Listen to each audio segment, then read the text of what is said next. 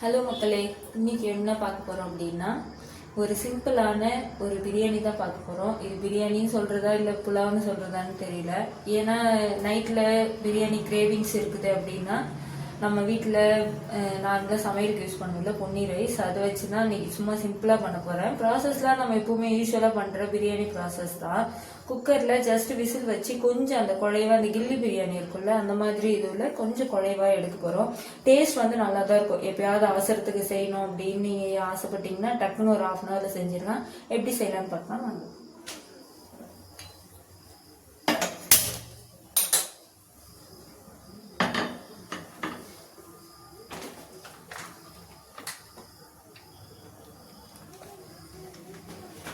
கொஞ்சம் oil, refined oil, கொஞ்சம் key வந்து ஆப்ஷனல் தான். உங்களுக்கு பிடிக்கும்னா போட்டுக்கோங்க, இல்லைன்னா வேண்டாம். கொஞ்சம் சூடாகட்டும்.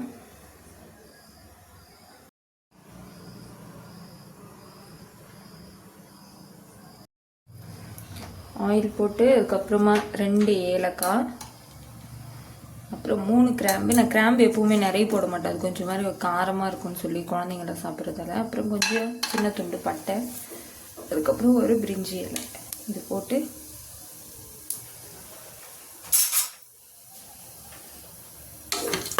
கொஞ்சம் அது அந்த ஸ்பைசஸ் எல்லாம் ஆயிலில் பொரிஞ்சதுக்கப்புறமா நம்ம க்ரீன் சில்லி 2,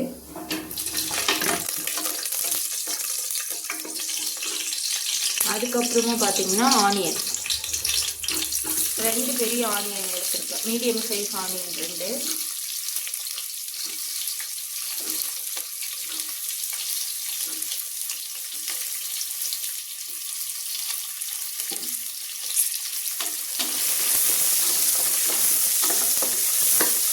இது கொஞ்சம் வதங்கட்டும், கொஞ்சம் நல்ல ப்ரௌன் ஆகட்டும், அதுக்கப்புறமா பார்க்கலாம்.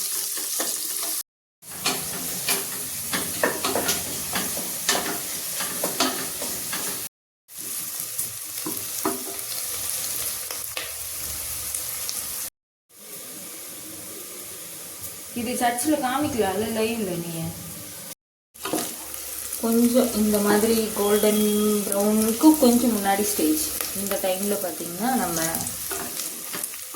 இஞ்சி பூண்டு விழுது போட்டுக்கலாம். இது ஹோம்மேட் தான், நான் கடையில் வாங்கி போடுற டேஸ்ட் எனக்கு பிடிக்காது. 2 ஸ்பூன் போட்டுக்கலாம்.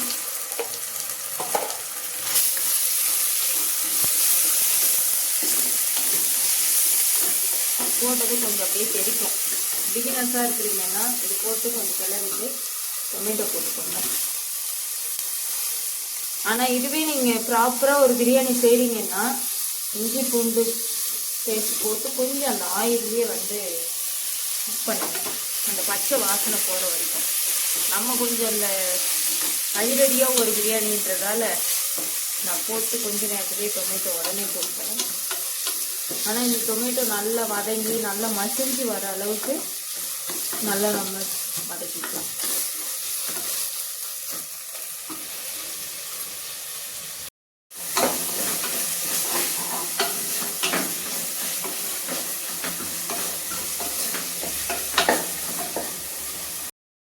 கொஞ்சம் இந்த மாதிரி பாதி வதங்கினதுக்கப்புறமா கொத்தமல்லி, அப்புறமா கொஞ்சம் புதினா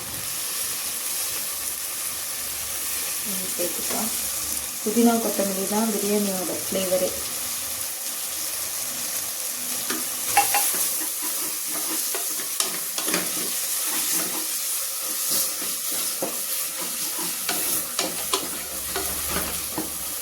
எல்லாம் சேர்ந்து கொஞ்சம் நேரம் அப்படியே ஆயிலே நல்லா ஃப்ரை ஆகும். இப்போது இந்த ஸ்டேஜில் கொஞ்சம் மஞ்சள் தூள், அதுக்கப்புறமா இது சில்லி பவுடர். நான் எதுவுமே போடாமல் ப்ளெயினாக இருக்கும்ல அந்த தனி மிளகாத்தூள், அது கொஞ்சம் காரம் உங்களுக்கு எவ்வளோ வேணுமோ.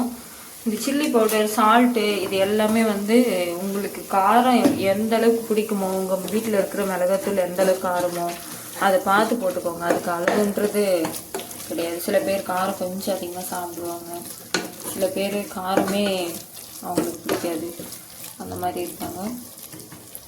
போட்டுக்கோங்க. இதில் தனியாக ஃப்ளேவர்ஸ்க்குன்னு நான் எதுவும் சேர்க்க போகிறது கிடையாது. வெறும் மிளகாத்தூளும் இதுவும் மட்டும்தான், மஞ்சத்தூள் மட்டும்தான், கொஞ்சமாக தனியாத்தூள். சம்டைம்ஸ் நான் கரம் மசாலா, அது என்னோட மூடை பொறுத்து, கரம் மசாலா இருந்தால் சேர்ப்பேன். ஆனால் இன்னைக்கு இல்லை, அதனால நான் சேர்க்கல. ஸோ இது மட்டும்தான். கொஞ்சம் இதெல்லாம் மசாலாலாம் பச்சை வாசனை போகட்டும். அதுக்கப்புறமா நம்ம கர்டு சேர்த்துக்கலாம். இப்போ தயிர் சேர்த்துக்கலாம். போதும்.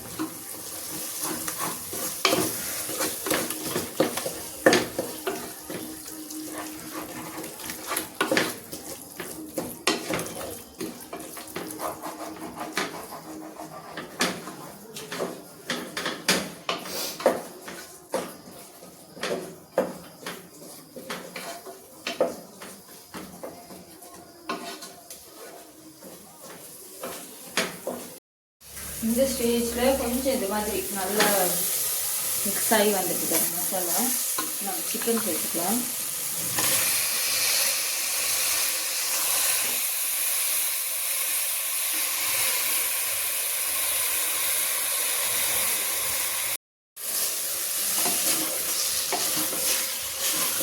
சிக்கன் போட்டாச்சு. இதுக்கு சால்ட் போட்டால் கொஞ்சம் சிக்கனில் கொஞ்சம் சால்ட்டெல்லாம் நல்லா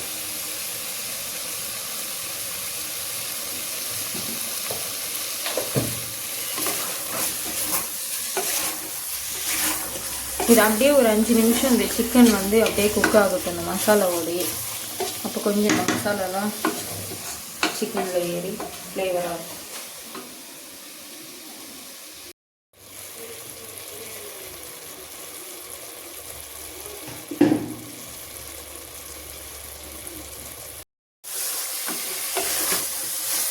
இப்போ நம்ம வந்து இதுக்கு தண்ணி ஊற்றிக்கலாம்.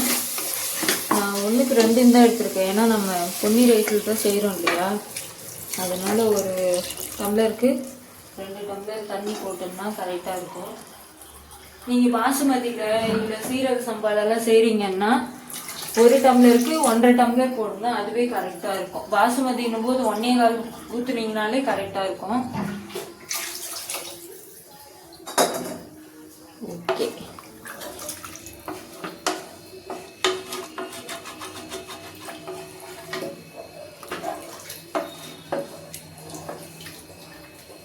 இந்த ஸ்டேஜில் நம்ம உப்பு சரி பார்த்துக்கலாம்.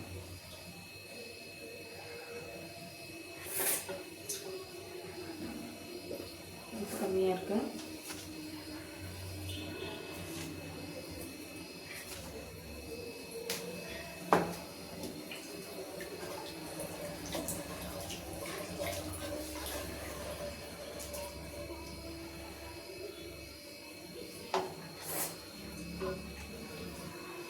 உப்பு கரெக்டாக இருக்குது. கொஞ்சம் எக்ஸ்ட்ராவாக தெரியணும், அதுதான் நம்ம நல்லா உலப்பு கொதிக்குது இல்லை. இந்த டைமில் ரைஸ் சேர்த்துக்கலாம். சால்ட்டெல்லாம் பார்த்தாச்சு.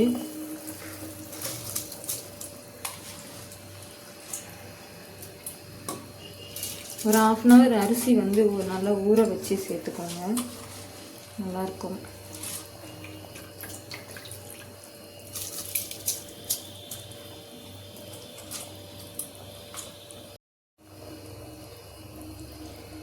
ரைஸ் போட்டதுக்கப்புறமா கொஞ்சமாக லெமன் பிழிஞ்சு விட்டுக்கலாம்.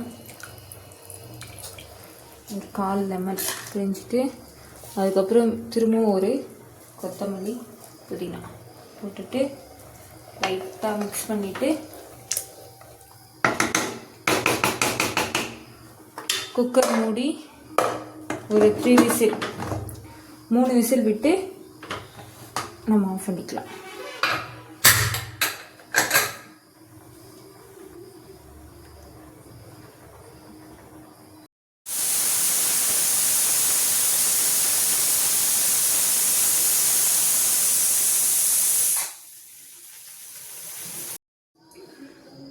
மூணு விசில் வந்த உடனே ப்ரெஷர் போனதுக்கப்புறம்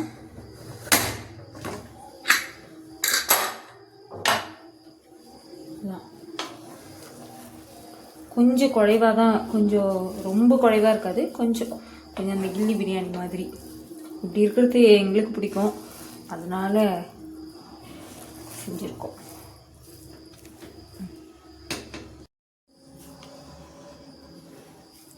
இப்போ இதை டேஸ்ட் பண்ணுறதுக்கு நம்மக்கிட்ட ஒரு சீஃப் கெஸ்ட் வந்திருக்காங்க. யாருன்னு பார்த்தீங்கன்னா ரொம்ப சூடாக இருக்கு. கொஞ்சம் 65 பிரியாணி, இப்போ கொஞ்சம் ரைத்தா, ஏன்னா அவங்களுக்கு அப்படி தான் சாப்பிட பிடிக்கும். யாருன்னா வந்துட்டாங்க, இவங்க தான். சாப்பிட்டுட்டு எப்படி இருக்குன்னு சொல்லு. நல்லா இல்லைனாலும் நல்லா இல்லைன்னு சொல்லு, நல்லா இருந்தால் நல்லா இருந்ததுன்னு சொல்லு, ஓகேவா? என்னோட 2வது பொண்ணு. எப்படி இருக்கு? நல்லா இருக்கா? உண்மையாவே வா, இந்த எல்லாமே உனக்கு தான்.